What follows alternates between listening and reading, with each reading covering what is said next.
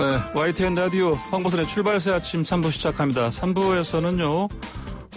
공정 경제 이른바 3법 관련해서 얘기 나눠보고 그다음에 낙태죄 유지된 거 관련해서 얘기를 나눠보고 그다음에 신나는 또 스포츠 얘기도 소식도 알아보겠습니다. 정확하고 예리하게 하지만 쉽게 우리에게 경제에 대한 모든 걸 알려주시는 분이죠. 참존 경제연구소의 이인철 소장님 나오셨습니다. 안녕하십니까? 예, 안녕하세요. 네.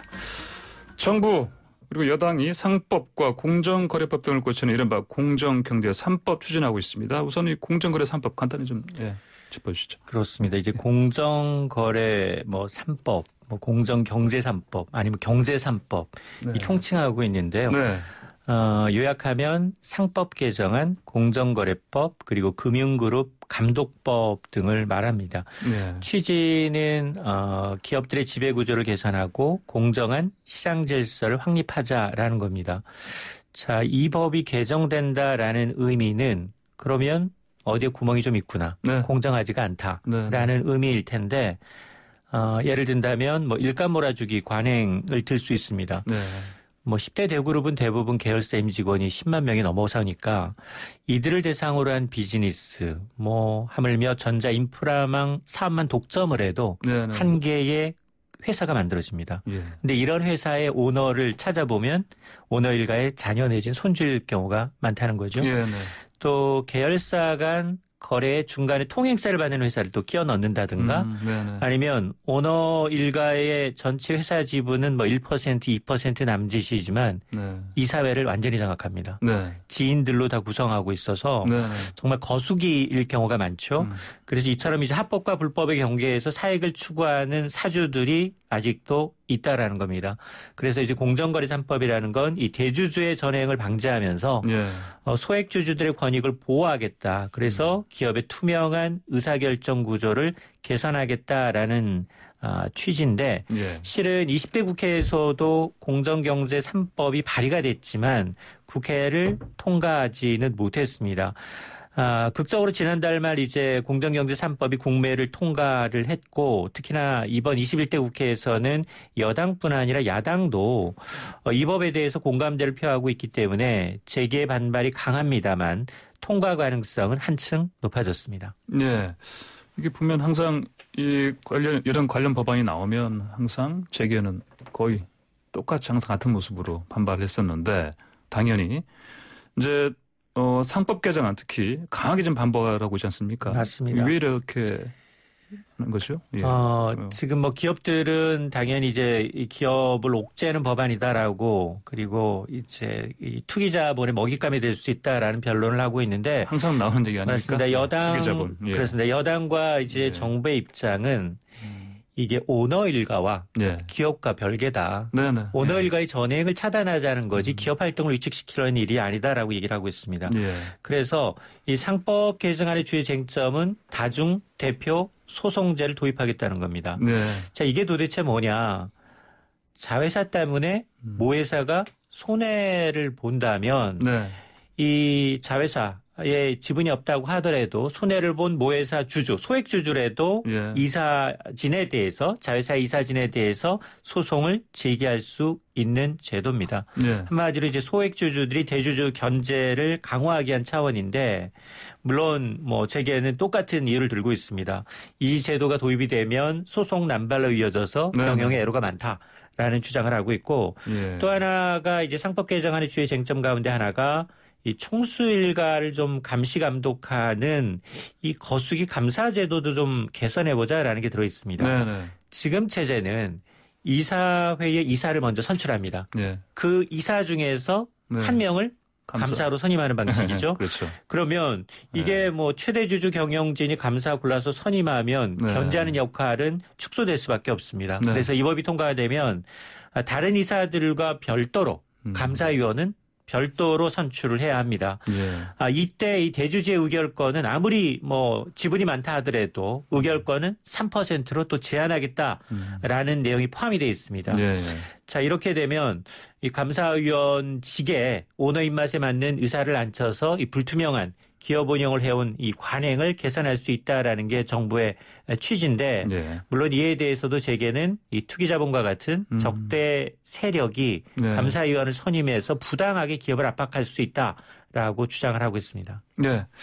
자, 다음으로요. 그러면 이제 공정경제 3법 가운데 공정거래법 개정안 이것도 보면은 역시 당연히 기업들로서는 반대를 하고 있죠. 맞습니다. 네네. 공정거래법 개정안은 대기업의 권력 남용을 이제 근절하자라는 게 목적입니다. 네. 우선 이 공정거래위원회가 독점하고 있는 전속 고발제가 폐지가 됩니다. 그러니까 공정거래에만 그냥 고발할 수 있는 권리가 맞습니다. 네. 불공정 이 위반 사항에 대해서 고발권은 그동안 누가 갖고 있었느냐? 오롯이 공정거래위원회가 독점하고 있었습니다. 참 이상합니다. 맞습니다. 그래서 이제 가격 담합이나 이제 굉장히 큰 불공정 사안에 대해서는 앞으로는 피해를 본 사람이 누구나 자유롭게 검찰에 고발할 수 있도록 하겠다는 겁니다. 자, 그리고 이제 법 위반했을 경우에 과징금은 2배 정도로 더 상향하는 내용도 포함이 되어 있는데 물론 이 법에 대해서도 기업들은 공정위의 전속 고발권이 폐지가 되면 이 고발 남발로 인해서 기업 활동이 위축이 되고 그리고 검찰과 공정의 중복 조사 수사로 기업의 부담이 늘어날 수 있다라고 호소를 하고 있는데 이런 우려에 대해서 어제 김태년 대표는 전속 고발제가 폐지된다 하더라도 고소 고발권은 정말 이 소비자 피해가 큰 가격 입찰 담합과 같은 굉장히 경성 이 담합 행위에 대해서만 한정하도록 이 법 관련 이 논의 과정에서 협력하겠다라고 밝히고 있습니다. 네. 사실 또 근데 또 공정 입장에서는 이게 다 독점 권한이 있는데 이걸 또 사실은 놓는다는 면에서 또 살펴볼 어떤 면이 좀 있는 것 같습니다. 맞습니다. 예. 자, 다음으로요. 또한 자, 공정거래법 개정안의 그 총수일가의 그 사익 편취 규제 강화하는 내용도 포함되어 있죠? 맞습니다. 이 공정거래법 개정안의 한 축은 바로 이 총수일가의 사익 편취, 이른바 일감 몰아주기를 통해서 편취를 취하는 그리고 규제 사각지대가 굉장히 많은데요. 현재는 이 총수일가의 지분이 30% 이상 가진 계열사에 대해선 일감 몰아주기, 사익 편취 규제 대상입니다. 그런데 이 개정안은 이 지분율을 20%로 대폭 낮추겠다는 겁니다. 자, 그동안은 재벌그룹 상당수가 이 규제 피하기 위해서 총수일가 지분율을 30% 미만, 29.99% 뭐 이런 식으로 유지해 왔죠. 일례로 지금 현대차 그룹에는 이 물류를 담당하는 이 글로비스가 있는데요. 현대 글로비스의 총수일가의 지분율의 변화 추이를 보게 되면 30%가 적용되기 전 2014년까지만 하더라도 총수일가의 합산 지분율이 40%를 넘었습니다. 그러나 30%로 이 규제가 이제 적용이 되니까 지금은 29.99%의 지분율로 법망을 교묘하게 피해 나가고 있다는 겁니다. 이렇게 이제 1% 정도 지분율을 낮춰서 꼼수가 발생하지 않도록 대주주 지분율 기준을 상장사나 비상장사 모두 20%로 이제 낮추겠다라는 건데요. 이러다 보니까 규제 대상 기업이 지금은 210개에서 앞으로 591개, 3배 가까이로 늘어나게 되는데 그만큼 이 투자자들의 몫을 대주주가 개인적으로 편취하는 일은 현저하게 줄어들게 됩니다. 자, 그렇다면 다음으로 그 세 번째 법안이죠. 경제 3법 가운데 금융그룹 감독법 어떤 내용입니까? 금융그룹 감독법은 금융자산은 매우 많지만 금융지주 회사가 아니기 때문에 금융감독의 사각지대에 있는 비지주 금융그룹에 대해서 감독하겠다는 겁니다. 뭐 우리가 알고 있는 뭐 KB국민은행, 신한은행, 하나은행 이런 금융지주사들은 그룹 전반에 대해서 금융지주회사법이 있습니다. 그래서 이제 금융감독을 시행을 하고 있는데 그런데 금융지주가 아닌 그룹들이 꽤 있어요. 뭐 현대차에도 있고요, 미래에셋도 있고요, 교보도 있고 삼성도 있습니다. 이런 데는 사각지대가 많다는 겁니다. 그래서 이 금융그룹 감독법이라는 건 금융자산이 무려 5조 원 이상임에도 불구하고 이렇게 요건을 갖춘 비금융 그룹에 대해서는 감독 대상을 지정을 해서 위험관리 체계를 구축하겠다는 겁니다. 이 기준을 적용하게 되면 6개 비지주 금융그룹이 감독 대상으로 감독을 받게 되는데요. 뭐 삼성, 현대차, 한화, 미래에셋, 교보, DB 등이 그 대상입니다. 이들에 대해서 이 선정된 이 금융회사들의 경우에는 위험관리 정책을 따로 마련하고요. 위험관리 기구를 운영을 해야 합니다. 그리고 이제 금융자본을 중복적으로 이용하는 것을 방지하기 위해서 이 금융그룹 수준에서 자본의 적정성도 점검을 받게 되는데 이거 왜 하느냐. 이걸 하지 않으면 이 금융그룹 내 부실이 계열사로 확산됩니다. 예. 계열사로 확산된다는 얘기는 개별 금융회사가 위험에 빠졌을 때 금융시장 전반 내지는 다른 비금융회사로 이 전이되는 걸 차단하겠다라는 취지입니다. 예. 자, 야당은 뭐 공정경제 3법 이걸 찬성은 하지만 이걸 노동법과 연계해서 같이 개정하자 이런 주장하고 있습니다. 맞습니다. 그렇지만 여당은 당연히 반대하는 거고 이거 국회 통과 가능할까요? 지금 공정경제 3법은 기업들이 되게 꺼리는 거고요. 노동법 개정은 근로자들이, 노동자들이 굉장히 꺼리는 법입니다. 그래서 이 공정경제 3법에 대해서 여야가 큰 틀에서는 공감대를 형성하고 있어서 이번 21대 국회 통과 가능성은 높지만 국민의힘 김종인 비대위원장이 공정경제 3법과 함께 노동관계법 개정도 추진하자라고 여당에 제의한 겁니다. 총실가를 제한하는 이른바 공정경제 3법에 찬성표를 더했던 김 위원장이 다른 한편으로는 좀 쉬운애고 또 유연한 임금을 목표로 한 이 노사관계 조정, 노동법 개정을 요구한 건데요. 이에 대해서 더불어민주당 이제 김태년 원내대표가 분명하게 반대 의사를 표시를 하고 있습니다. 이거는 이 공정경제 3법에다가 노동법을 끼워 넣는 것은 대단히 부적절하다. 그리고 청와대도 기류도 비슷한데요. 이게 공정경제 3법은 이미 어느 정도 의견 수렴 과정을 거쳤고 경제민주화 입법이라고 해서 지난 5년간 가까이 논의가 됐던 것이기 때문에 뭐 20대 국회는 이제 지나갔지만 20대 국회에서는 일부 입법안을 담아서 내놓겠다라고 이제 입장을 강조하고 있는 상황이고 다만 이제 여당의 경우에는 공정경제 3법의 최대 쟁점이라고 할 수 있는 앞서서 제가 이 3%를 아무리 지분이 많다 하더라도 의결권을 3%로 제약하는 이 3% 룰과 관련해서는 조정 가능성을 내비치고 있어서 지금 재계가 우려하고 있는 이 3법 개정안에 이 대주주권료권 3% 제한 조항을 제외하게 되면 이 부분이 정리되면 3법 처리도 좀 탄력을 받지 않겠느냐라는 관측도 나오고 있습니다. 일각에서는 이렇게 뭐 공정경제 3법하고 노동법 같이 하는 걸 뭐 패키지니 뭐 딜이니 이런 식으로 얘기를 합니다.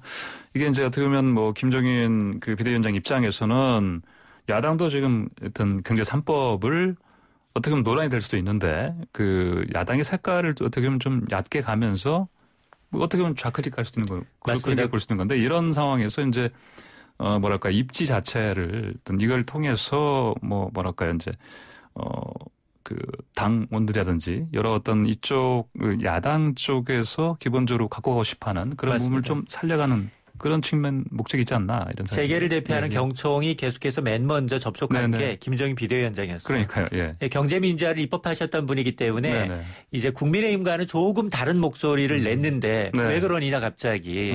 보수의 색깔이 좀 이상해졌다라고 하면서 의견을 제시하니까 아니다. 큰 추세에서 보면 공정경제 3법은 가야 될 추세는 맞다. 다만 대신에 여기에다가 이제 기업들이 조금 요구하는 노동의 유연성 그리고 국제기구에서 우리나라를 볼 때 가장 취약하다고 보는 게 바로 노동의 유연성이니까 이걸 다시 패키지로 넣었는데 그러나 이제 여당 입장에서는 노동을 굉장히 강조했던 입장에서는 이걸 받을 수가 없는 거죠. 네네. 알겠습니다. 자. 재정준칙 얘기 어제 나왔죠. 그 홍남기 그 기획재정부 장관이 얘기했는데 이 재정준칙 뭐 알기 쉽게 한마디로 좀 설명해 주십시오. 그렇습니다. 이게 재정준칙이 뭐냐?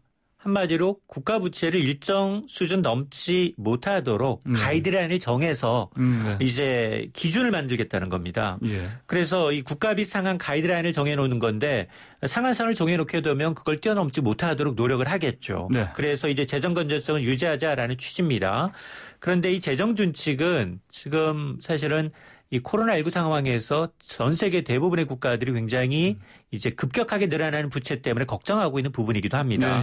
이 준칙을 도입한 국가를 좀 따져봤더니 OECD 36개 회원국 가운데 예. 한국과 터키 제외하고 다 하고 있죠. 34개 국가가 네. 재정 준칙을 도입하고 있고요.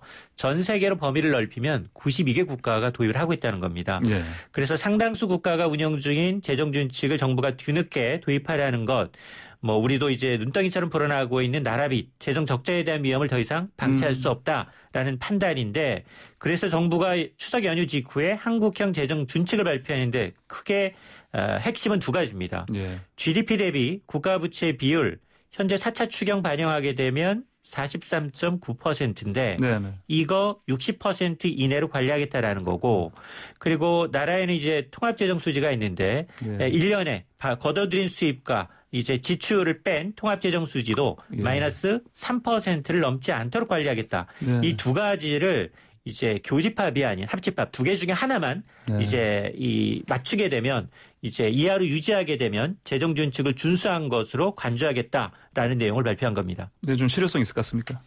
일단 문제는 예외 규정을 너무 폭넓게 두고 있어서 네네. 실효성에 대해서는 논란이 커지고 있고요. 예. 어제 국감에서도 질타가 이어졌습니다. 예. 우선 코로나19 사태와 같은 심각한 국가적 재난이나 경제 위기 상황이 되면 재정 준칙은 지키지 않아도 됩니다. 네, 알겠습니다. 자, 오늘 말씀 여기까지 듣겠습니다. 감사합니다. 네, 감사합니다. 네, 지금까지 참 좋은 경제연구소의 이인철 소장이었습니다. 네, 정부에서 모자보건법 개정을 입법 예고했죠. 낙태를 임신 초기 14주 차까지 허용한다는 건데, 자, 이를 두고 여러 의견들 나오고 있습니다. 낙태죄 전면 폐지 권고했던 법무부 양성평등정책위원인 이한본 변호사와 이 문제 짚어보겠습니다. 변호사님 안녕하십니까? 네, 안녕하세요. 이한본 변호사입니다. 예, 방금 말씀드린 대로 이 모자보건법 개정안 입법 예고 관련해서 긍정 또 비판 어떤 그 의견들이 잇따르고 있습니다. 먼저 이번 입법 개정의 배경 작년 초에 헌법재판소에서 낙태죄 헌법 불합치 결정한 것이고요.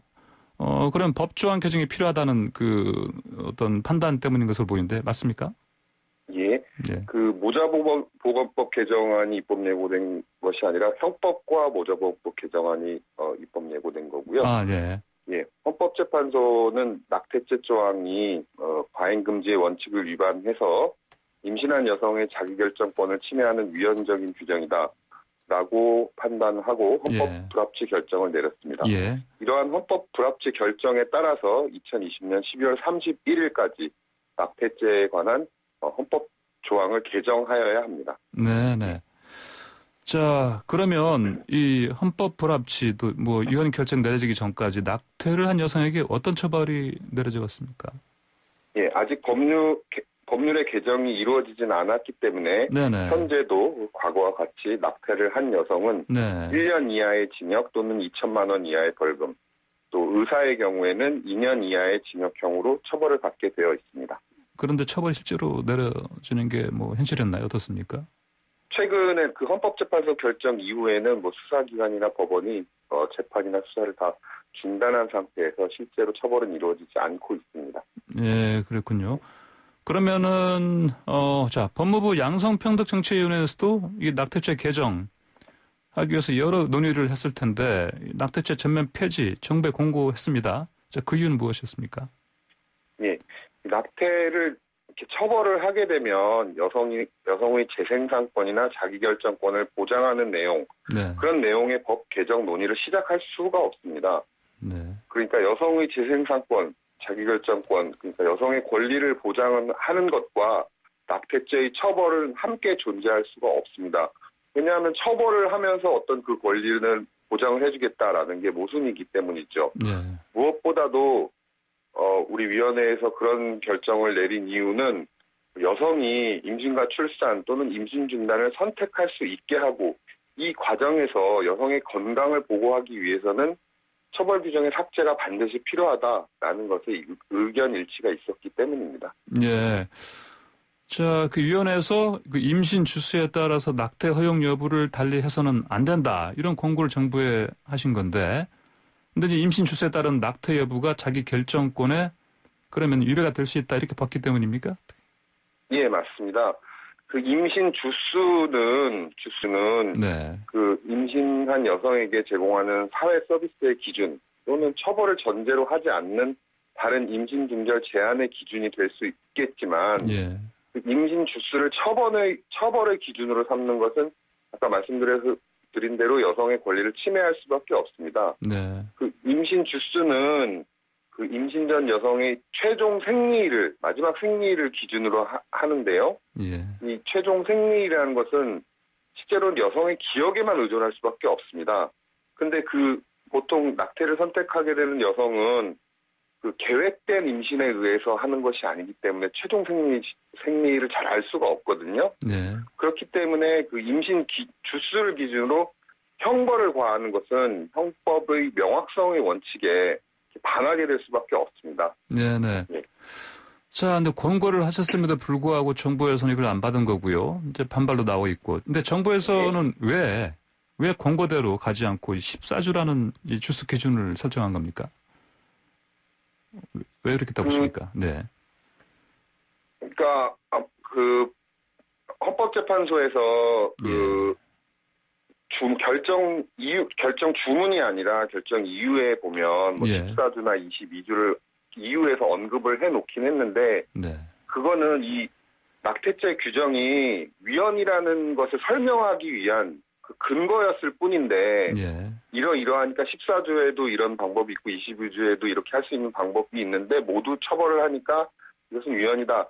이런 이유를 설명하기 이유에 기재되어 있는 건데 그거를 잘못 해석하는 것이고요. 제 생각에는. 그리고 그 또 뭐 태아의 생명 이것을 너무 그 여성의 권리보다 앞서서 보고 있기 때문에 일단 처벌을 유지하는 방향으로 개정을 한 거라고 생각을 합니다. 예. 자, 이 14주차라는 이 기준선 있지 않습니까? 이게 이제 그 산부 입장에서는 짧은 주차일 수도 있고요. 또 임신을 또 지속할 수 있는 상황 또 달라질 수도 있는 건데, 근데 정부의 모자보건법 개정안 당연히 그 내용에 대해서 반발하는 목소리 나올 수밖에 없지 않습니까? 예, 이 14주 기준은 형법 개정안에 있는 건데요. 예, 네. 그 임신 14주 이내에 이루어진 낙태는 일단 처벌하지 않는 것으로 되어 있긴 합니다. 네. 그렇지만 기본적으로 형법의 원래 처벌 규정은 그대로 유지하면서 14주 이내인 경우에는 처벌을 면제하는 방식, 또 게다가 아까 말씀드린 대로 불명확한 개념인 임신 주수를 처벌의 기준으로 삼고 있기 때문에 반발이 있을 수밖에 없는 것입니다. 예. 자, 15주차에서 24주차 이내에는 그 성범죄로 인한 임신이나 임신부의 건강에 위험 등 사유가 있을 때만 허용한다면서요? 자, 그러면 이런 식으로 왜 사회적, 경제적인 사유가 있어야만 논의할 수 있다는 것입니까? 이게 어떻게 봐야 됩니까?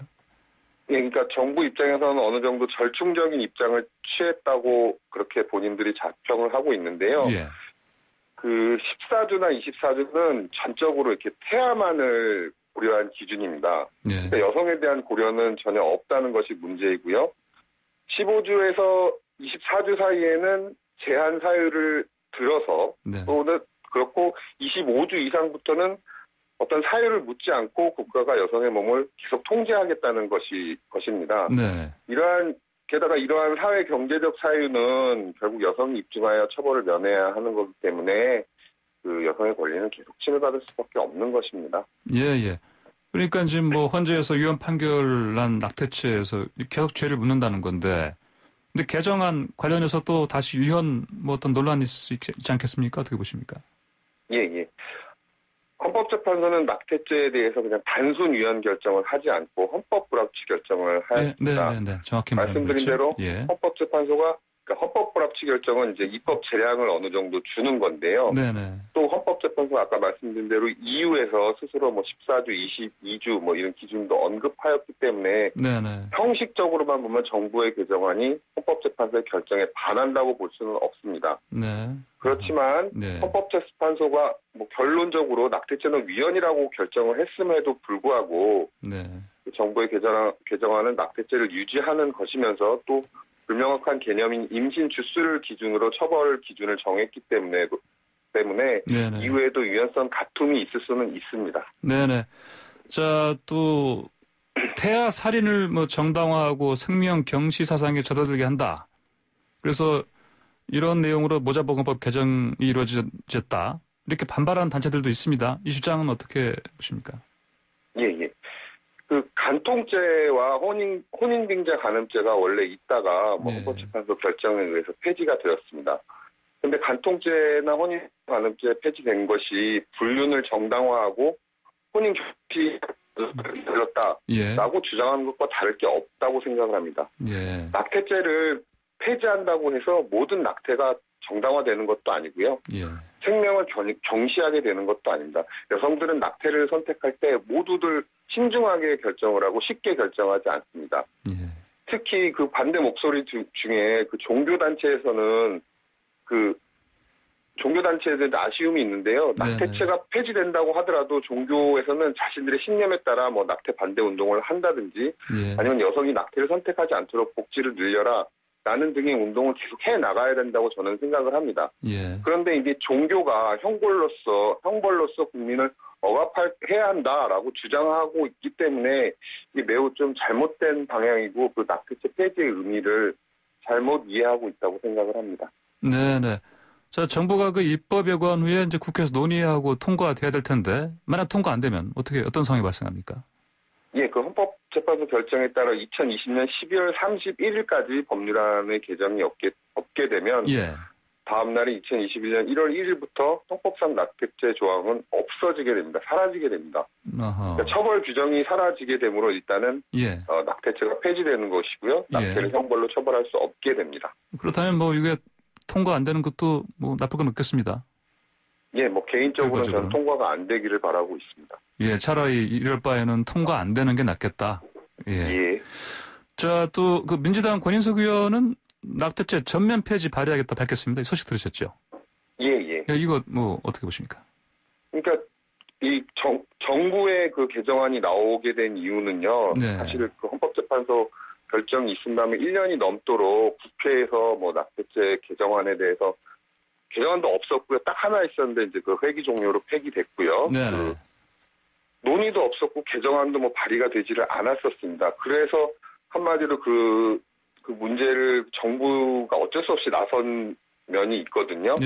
지금이라도 국회에서 논의를 해서 정말 정상적인 방법으로 낙태죄를 폐지하고 좀 여성의 권리를 보장하고 또 태아의 생명을 형벌이 아닌 방법으로 태아의 생명을 보호할 수 있는 그런 법률 개정이 이루어지기를 바라고 있습니다. 네, 이 변호사님 오늘 말씀 잘 들었습니다. 감사합니다. 예, 감사합니다. 네, 지금까지 법무부 양성평등정책위원 이한범 변호사였습니다. 매일 아침 스포츠의 매력을 짧고 굳게 전해주는 코너죠. 스포츠가 얼마나 좋은지 YTN 스포츠부 조은지 기자 나와 있습니다. 안녕하십니까? 안녕하세요. 오늘도 얼마나 좋은지 한번 보겠습니다. 자, 내일 우리나라 축구대표팀 경기한다고요? 네. 그럼 뭐 손흥민 선수 나와요? 능청스럽게 물어봐 주시는군요. 손흥민 선수는 런던에서 모처럼 푹 쉬고 있고요. 코로나19 때문에 단체 훈련도 조심스러운 마당에 뭐 비행기 타고 왔다 갔다 숙식하고 또 제일 부담이 자가격리가 부담이잖아요. 그렇죠. 그래서 와서 2주 동안 있어야 되는데. 네, 이번에는 100% 국내파로 꾸렸습니다. 형님과 아우의 대결입니다. 내일 저녁에 있고요. 12일에 해서 딱 2차례 치러집니다. 아, 그렇군요. 형님과 아우의 대결. 왜 형님과 아우예요? 네, 형님은 벤투 감독이 이끄는 국가대표팀이고 아우는 김학범 감독이 지휘하는 23세 이하 올림픽 대표팀입니다. 각 팀당 23명씩 총 46명이고 모두가 K리그 국내파 선수들이니까 별칭이 K리그 올스타전 뭐 이렇게 불러도 될 것 같아요. 선수단 뭐 점검하고 또 컨디션 체크하고 뭐 이런 의미가 있고 좀 그냥 이렇게 하기는 좀 그러니까 기부금 쟁탈전이라는 그걸 줬어요. 그래서 기부금? 네, 이긴 팀 이름으로 1억 원을 기부할 예정입니다. 아, 그래요? 본인들이 갖는 건 아니고요. 아, 그렇구나. 네. 자, 말씀하신 대로 평가전이고 자, 뭐 친선 경기니까 형아우 사이에 그냥 우리 뭐 아무나 이기도 상관없어요. 보는 사람 마음은 그런데 또 감독 마음은 또 안 그런가 봐요. K리거 이제 뽑다 보면 사실 잘하는 선수 눈에 띄는 게 다 비슷하지 않겠습니까? 겹치기 마련인데 선발 놓고 감독들끼리는 신경전까지 있었다고 해요. 그래요? 올해 초에 23세 아시아 선수권 우승팀 그게 이제 김학범 감독이 나가가지고 우승을 지휘했는데 그 팀의 주전 우리가 달라 벤투 감독이 막 계속 그런 거예요. 이동준 그래서 선수 있었고. 네. 2명만 줬습니다. 이동준 원두재 선수를 벤투 감독이 쏙 빼갔어요. 뺏어갔나요? 네. 네, 자, 그러면 어떻습니까? 감독들 뭐 승리 요기야 좀 일면 예는 갑니다. 네. 선수들은 분위기가 어떻습니까? 뭐 믿져야 본전이다 이렇게 생각할 수도 있을 것 같은데 네. 선수들도 감독 못지 않습니다. 왜냐하면 정말 좋은 기회잖아요. 예. 형님 팀 꺾는 것도 뭐 당연한데 당장 내년에 올림픽 열립니다. 그러면? 1년 미뤄졌잖아요. 내년에 열리는데 네네. 여기 들려면 경쟁을 해야 돼요. 특히 올림픽 메달 같은 경우는 뭐 BTS 때문에 계속 아침에도 얘기하는 거 들었는데 네. 병역 혜택과 연결이 돼 있어서 어린 예. 선수들한테 동기부여가 되는 면이 확실히 있습니다. 특히 올림픽이 이제 1년 미뤄졌잖아요. 원래는 나이. 올해 해야 되는데 이제 23세 이하잖아요. 그렇죠. 근데 내년 되면 24세가 되는 선수들이 있잖아요. 그렇죠. 그러니까 이제 IOC가 봤을 때는 코로나는 어떻게 보면 천재지변 같은 건데 이것 때문에 잘리는 건 나이 때문에 잘리는 건 좀 그렇다 해서 구제를 해줬거든요. 한 살 올라가도 그러니까 2020년 23세인 선수들이 내년에 나갈 수 있는 거예요. 재수할 수 있는 기회를 주는 그런 거죠. 그러니까 결론적으로는 이제 네. 97년까지 내년 올림픽에 나갈 수가 있게 되는데 네. 선수가 더 많아진 거잖아요. 그러니까 태극마크 달기는 오히려 더 어려워진 겁니다. 그렇구나. 경쟁률이 더 심해지는 네, 상황이죠. 그런데다가 예. 월드컵 엔트리 23명인데 올림픽은 딱 18명이거든요. 그러니까 예. 가뜩이나 바늘구멍인데 선수들도 더 많았다. 그러니까 김학범 감독 만날 때마다 나 좀 뽑아달라. 의도장 찍는 게 필요할 것 확실하게 같습니다. 도장 찍어야 되는 네. 절실한 선수들이네요. 네. 자, 거기다가 또 벤투 감독도 이런 경기 보고 있지 않습니까? 그렇죠. 예, 그럼 월드컵도 하시면 봐야 되는 거고. 네, 원래는 지금 A매치 코로나가 아니었다면 지금이 A매치 기간이라 이때 월드컵 예선을 하고 있었어야 돼요. 2022년 카타르 월드컵 아시아 예선을 하고 있어야 되는데 네. 지금 어찌됐건 못하고 있는 상황인데 뭐 백신 나오고 사태가 잠잠해지면 언제든지 월드컵 다시 재개해야겠죠. 그래서 여차하다가는 이제 예선을 못 치르고 이러면 월드컵도 뭐 미뤄지고 뭐 이런 얘기도 나올 수 있는 상황이기 때문에 벤투 감독도 언제든지 지금 시작하면 누굴 뽑아야겠다라고 이제 본인이 좀 보고 있는 게 있어야 되잖아요. 네. 그래서 이제 아마 벤투 감독도 벤투 감독을 향해서도 네. SOS 또 러브콜을 또 보내지 않을까. 어느 선수가 특히 그럴 것 네, 같아요. 그러니까 그건 제가 지금 말씀드리기는 너무 그래요? 편애 같아서 그런데 알았어요. 예. 그러니까 왜 그러냐면 더군다나 최근 대표팀 중심이 해외파잖아요. 네네. 대부분이 이제 해외파입니다. 그래서 손흥민, 뭐 예. 황의조, 황희찬, 네. 어린 선수 뭐 이강인, 이승우, 네네. 뭐 권창훈, 이재성, 뭐 수비에 김민재 등등 해서 대부분이 해외파기 때문에 네네. 이런 이제 보는 사람은 부담이 없는 친선 경기지만 선수들한테는 굉장히 중요한 경기가 될 것 같습니다. 자, 이거 좀 물어봅시다. 둘 다 네. 태극마크 다는데 네. 유니폼 다르죠? 그게 또 관전 포인트입니다. 예. 우리 대표팀 스폰서 나이키잖아요. 네. 올해 2월에 새 유니폼을 발표했어요. 이거 입고 이제 올림픽도 나가고 월드컵도 나가겠다 발표를 했는데 짜잔 했는데 뭐 반응이 별로 안 좋은 거예요. 그래요? 너무 이제 별로다. 이런 이미지가 되게 많았는데 축구협회도 그렇고 나이키도 그렇고 야 막상 선수들이 뛰는 거 보면 멋있게 보일 텐데 네. 좀 아쉽다 하면서 발 동동 구르고 있었는데 네. 내일 공식 경기 첫 선을 보입니다. 어허. 내일은 형님팀이 홈팀이에요. 그래서 빨간색을 입고 나오는데 태극기의 사괴, 건곤 감리에서 따온 물결 패턴이 어깨 쪽에 좀 있는 빨간색 유니폼을 입고 나오고요.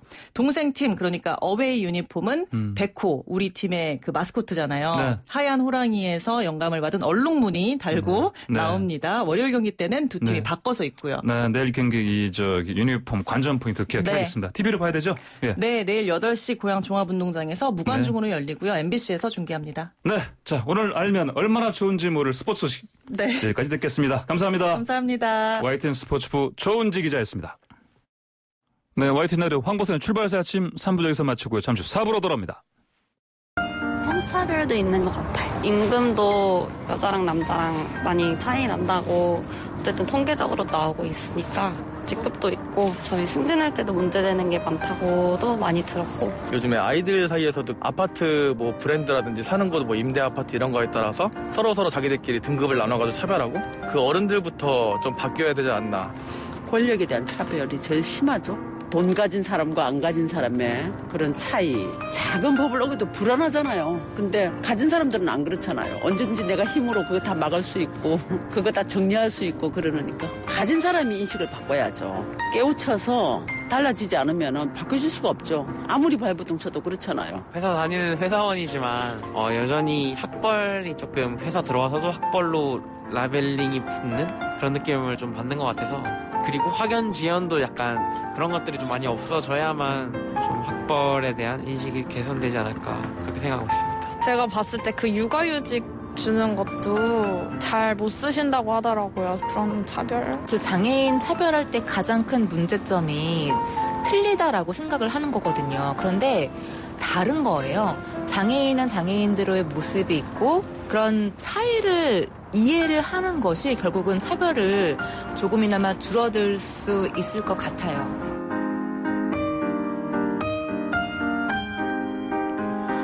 네, 차별과 차이에 대한 시민 여러분들의 목소리 듣고 왔습니다. 틀린 게 아니라 다른 것이다 라는 이야기가 마음에 남는데요. 2020년 10월 황보선의 출발새 아침이 차이를 인정하고 차별을 넘어선다라는 타이틀의 월간 기획을 준비했습니다. 매주 목요일 역사 속에서 그 해답을 찾아보겠습니다.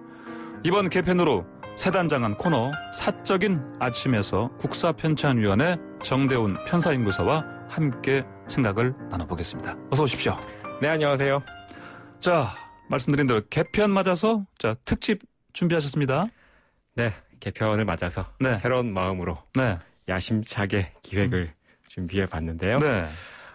차이와 차별에 관한 이야기로 기획을 좀 준비해봤습니다. 예.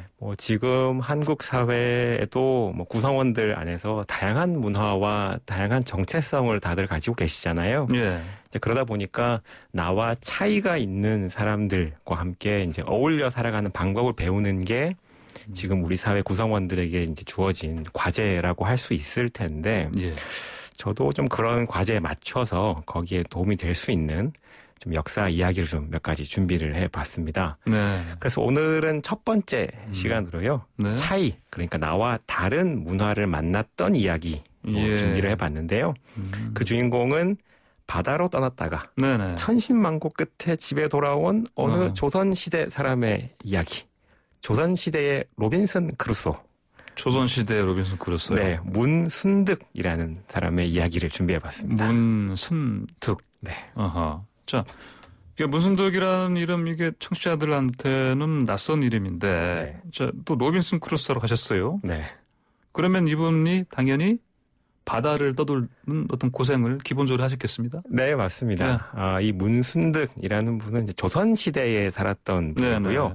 그가 살았던 곳은 이제 실록 같은 기록에 보면 흑산도라고 나옵니다. 흑산도요? 흑산도는 뭐 홍어로 유명한 곳 아닙니까? 그렇죠. 네. 지금의 흑산도는 사실은 아니고요. 지금 지명을 하면 신안군에 있는 흑산도 옆에 있는 우이도라고 하는 섬이긴 해요. 우이도요. 저 소의 귀를 당했다. 네. 네. 그렇죠? 네. 자, 어쨌든 이제 그가 살았던 우이도는 이제 진도에서 흑산도로 가는 길목에 있는 섬인데요. 예. 요 흑산도에서 조금 남쪽으로 더 내려오면 네. 그 지도를 보시면 아시겠지만 상태도, 중태도, 하태도라고 하는 세 개의 섬이 있습니다. 예. 요걸 당시 기록에는 태사도라는 이름으로 기록을 하고 있어요. 세 개 섬을 묶어서요. 예, 네. 묶어서. 여기서 조금만 더 내려가면 네.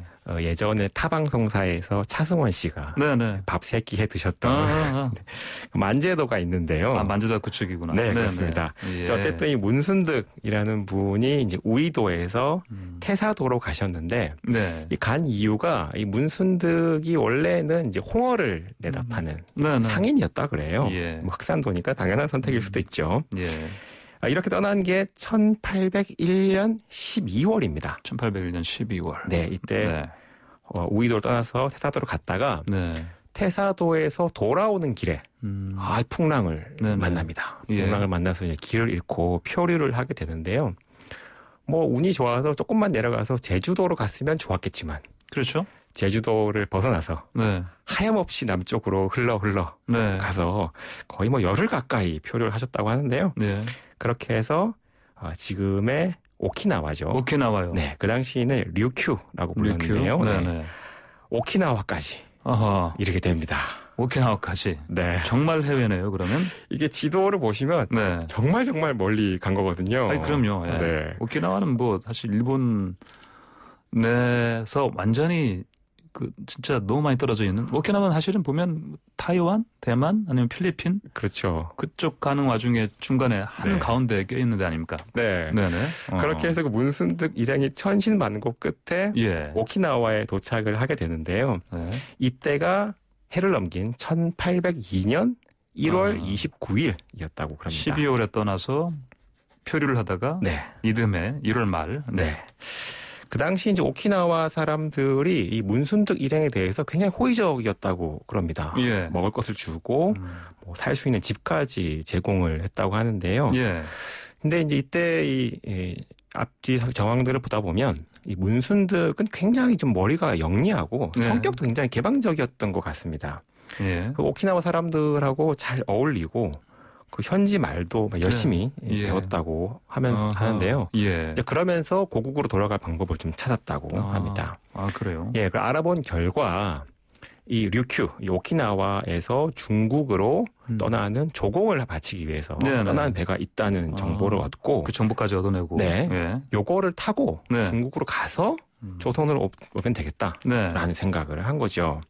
그렇게 해서 거의 한 9개월 정도를 여기서 머무른 다음에 네네. 같은 해 10월에 이제 배를 타고 오키나와를 떠납니다. 예. 오키나와의 서쪽으로 쭉 가면 이제 중국 남해 정도에 도착할 수가 있는데, 그렇죠. 네. 이렇게 그냥 집에 갔으면 이야기가 안 되겠죠. 또다시 풍랑을 만납니다. 또 만납니다. 네, 예. 또 만납니다. 예. 그래서 또 하염없이 남쪽으로 흘러 가는데, 자, 북쪽이나 서쪽이 아니라 네. 남쪽으로요. 계속 남쪽으로 갑니다. 거꾸로. 예. 네. 약 보름 만에 네. 한자 표기로는 여송이라고 하는 곳에 도착을 예. 합니다. 여송이 네. 어떤 곳이죠? 연구자들은 이 여송을 지금의 필리핀 루손 섬으로 봅니다. 아, 루손 섬이면 수도 마닐라가 있는 섬인데? 굉장히 좀 예. 유명한 잘 예. 알려진 섬이죠. 네네. 예. 문순득은 여기서도 아주 탁월한 적응 능력을 발휘합니다. 틈틈이 현지어를 배우고 일도 열심히 하면서 돈도 막 모으죠. 오키나와에서도 거기서 네. 현지어를 배웠는데 또 네. 이쪽에서 또 배웠다고요?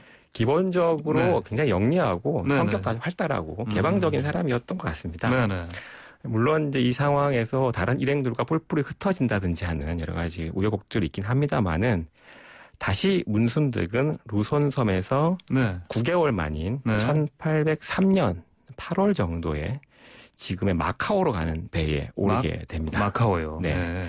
그래서 여기서 마카오에 도착한 문순득은 이제 중국은 청나라죠. 네네. 청나라 관원들에게 인계가 돼서 예. 북경과 한양을 거쳐서 집으로 돌아오는데요. 북경 다시 또 저 위로 쭉 올라갔다 다시 또 내려오는 건데. 정말 하염없이 갔습니다. 한 바퀴 뺑 돌았네요, 진짜. 네. 네. 동남아 순회 공연을 한번 예. 하고 오신 건데요. 그러니까요. 이렇게 해서 집에 온 날짜가 1805년 1월입니다.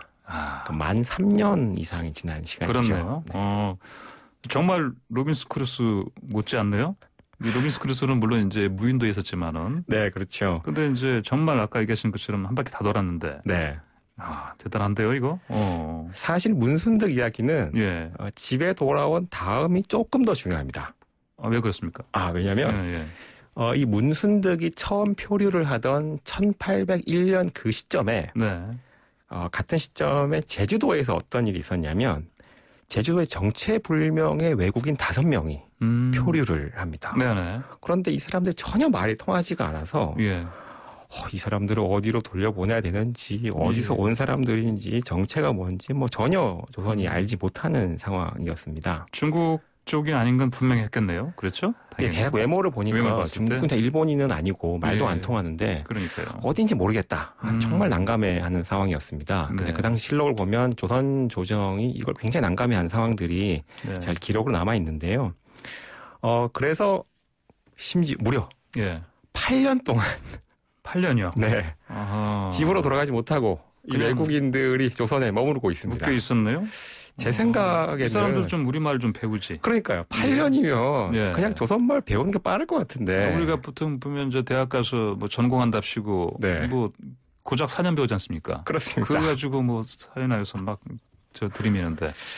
네. 어쨌든 기록이 소락해서 어떤 사연이 있는지는 정확히 알 수 없습니다만은 8년 가까이 고향으로 돌아가지 못하고 조선에 있는 상황이었습니다. 어쨌든 안타깝네요. 네, 안타까운 상황이었죠. 네. 그런데 문순득이 1805년에 집에 돌아왔다고 했잖아요. 근데 문순득이 이 여송이라는 데서 돌아왔다라고 하는 이야기가 입에서 입을 거쳐서 조정으로 보고가 됐죠. 그러다 보니까 그러면 혹시 이 문순득이 이 사람들과 말이 통할지도 모르겠다라는 생각을 하게 됐고 긴급히 이 문순득을 정체불명의 외국인들에게 파견을 한 겁니다. 일종의 통역관으로 지금 소환된 거네요? 그렇습니다. 근데 마침 이 외국인들도 여송 출신이란 것이 여송, 루손섬 그렇죠. 근데 문순득이 이 여성에 머물렀던 시간이 9개월 정도였잖아요. 예, 예. 9개월 만에 그 당시 그 나라 말을 상당히 많이 익혔던 모양입니다. 뭐 요즘 말은 뭐 천재 아닙니까 그러면? 언어 천재였던 것 같습니다. 그래서 네. 가자마자 이 사람들과 의사통을 해서 어디 출신이고 어떻게 오게 됐는지를 다 파악을 해버린 거죠. 단박에 파악을 해버렸네요? 그렇습니다. 네. 저희는 중학교 이후로 영어를 몇십 년을 배워도 안 되는데. 창피합니다. 예. 문순득은 9개월을 배우고도 이렇게 통역이 됐다고 합니다. 네. 그거 덕분에 이 정치에 불명의 외국인들은 무려 8년 만에 고향으로 돌아갈 수가 있었습니다. 자, 근데 이런 상황, 모든 상황이 어떻게 지금 우리 현대 안에 뭐 기록이 남았기 때문에 이게 뭐 우리가 알 수 있는 거 아니겠습니까? 맞습니다. 여기에도 하나의 큰 행운이 작용을 했는데요. 문순득이 이제 신안에 있는 우이도에 살았다고 했잖아요. 근데 바로 거기 흑산도에 마침 소남 정약전 선생이 유배로 와 있었습니다. 정약전 선생이면 이제 정약용의 형이기도 하고요. 자산어보를 쓰시기도 한 분이죠. 정약전이 이 문순득의 이야기를 듣고 이거 정말 재밌는 얘기다 하고 이야기를 듣고 표해시말이라고 하는 글로 정리를 했는데요. 지금 이 표해시말을 보시면 오키나와와 루손의 당시 언어와 문화를 정리해서 그 지역에서 언어와 문화를 연구하는 지금의 연구자들도 이 표해시말을 참고한다고 합니다. 네, 기록의 중요성 참 중요하다는 거 다시 한번 깨닫게 됩니다. 네, 자, 오늘 이야기에는 이제 문순득과 정약전이 나오는데요. 뭐 이런 걸 통해서 계속 이런 걸 통해서 우리와 다른 문화를 가지고 있던 동남아시아에서 얼마나 열린 자세를 갖고 있었는지 문순득이 그리고 차이에 대해서 그렇습니다. 그리고 이러한 차이를 받아들여서 정약용은 경세유표를 통해서 조선시대의 개혁안까지 제안했는데요. 이런 식의 해외에 대한 혹은 차이에 대한 인정들이 우리 사회까지 긍정적 영향을 줄 수 있다는 점들을 오늘 이야기를 통해서 알 수 있는 것 같습니다. 차이를 인정하면 이렇게 큰 것들을 얻을 수가 있구나. 이걸 또 역사를 통해서 알 수가 있었네요. 자, 홍보선의 출발새 아침 10월 월간 기획 차이를 인정하고 차별을 넘어선다. 오늘 첫 시간이었습니다. 우리가 차이를 처음으로 만난 역사의 한 페이지 오늘 살펴봤습니다. 연구사님 오늘 감사합니다. 네, 감사합니다. 네, 지금까지 정대훈 국사편찬위원회 편서연구사와 함께했습니다. 네, YTN의 황보선의 출발새 아침 오늘 저희가 준비한 소식은 여기까지입니다. 저는 내일 아침 7시 정각에 변함없이 이슈를 만드는 뉴스 찾아뵙겠습니다. 지금까지 황보선이었습니다. 감사합니다.